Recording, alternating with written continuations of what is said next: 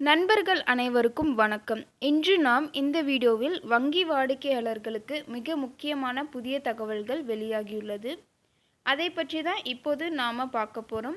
வீடியோக்குள்ளே போகிறதுக்கு முன்னாடி இதுவரைக்கும் நீங்கள் நம்ம சேனலை சப்ஸ்கிரைப் பண்ணலன்னா உடனடி சப்ஸ்கிரைப் பண்ணிக்கோங்க. வங்கி கணக்கில் குறைந்தபட்ச இருப்பு தொகை அதாவது மினிமம் பேலன்ஸ் இல்லை என்றால் பலருக்கு பயம் ஏற்படும். ஏனென்றால் கணக்கில் இருக்கும் கொஞ்சம் பணத்தையும் அபராதம் என்ற பெயரில் வங்கி எடுத்துவிடுமோ என்ற பயம் சாதாரண மக்களிடையே எப்போதும் இருக்கும்.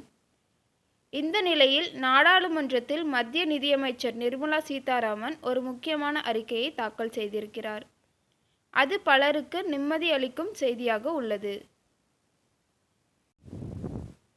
அதாவது இந்தியாவில் சுமார் 72 கோடி வங்கி கணக்குகளில் குறைந்தபட்ச இருப்பு தொகை இல்லாத காரணத்தால் எந்தவித அபராதமும் விதிக்கப்படவில்லை என்று நிதியமைச்சர் தெரிவித்துள்ளார். இதில் பிரதான் மந்திரி ஜான் தான் யோஜனா திட்டத்தின் கீழ் தொடங்கப்பட்ட கணக்குகளும் அடங்கும். எளிமையாக சொன்னால் வங்கி சேவையை எட்டாத அடித்தட்டு மக்களையும் சிறு சேமிப்பாளர்களையும் வங்கி அமைப்புக்குள் கொண்டு வருவதுதான் இந்த திட்டத்தின் முக்கிய நோக்கம் என்று கூறப்பட்டுள்ளது.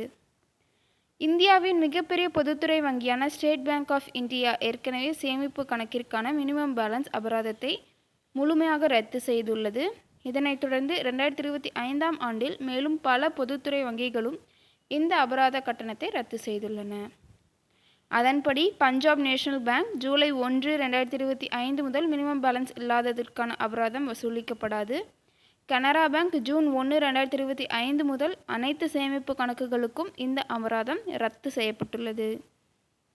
இந்தியன் பேங்க் ஜூலை 7, 2025 முதல் மினிமம் பேலன்ஸ் அபராதம் வசூலிக்கப்படாது. மேலும் bank of Baroda, bank of India போன்ற வங்கிகளும் பல சேமிப்பு கணக்குகளுக்கு மினிமம் பேலன்ஸ் வைத்திருக்க வேண்டிய அவசியம் இல்லை. அதாவது இந்தியாவில் உள்ள 72 கோடி வங்கி கணக்குகளில் ஜீரோ பேலன்ஸ் அக்கவுண்டாக கருதப்படுகின்றன. எனவே மினிமம் பேலன்ஸ் இல்லை என்றால் அபராதம் வசூலிக்கப்படாது என்று நிதியமைச்சர் தெரிவித்துள்ளார். ஆகவே உங்கள் வங்கி கணக்கில் மினிமம் பேலன்ஸ் இல்லாத காரணத்தால் வங்கி அபராதம் எடுக்குமோ என்ற கவலை வேண்டாம். இந்த அப்டேட் உங்களுக்கு பயனுள்ளதாக இருந்திருக்கும் என்று நம்புகிறேன். மேலும் இப்படிப்பட்ட முக்கிய அப்டேட் உடனுக்குடன் தெரிந்து கொள்ள நம்ம சேனலை தொடர்ந்து பார்த்து கொண்டு இருங்கள். தேங்க்யூ ஃபார் வாட்சிங்.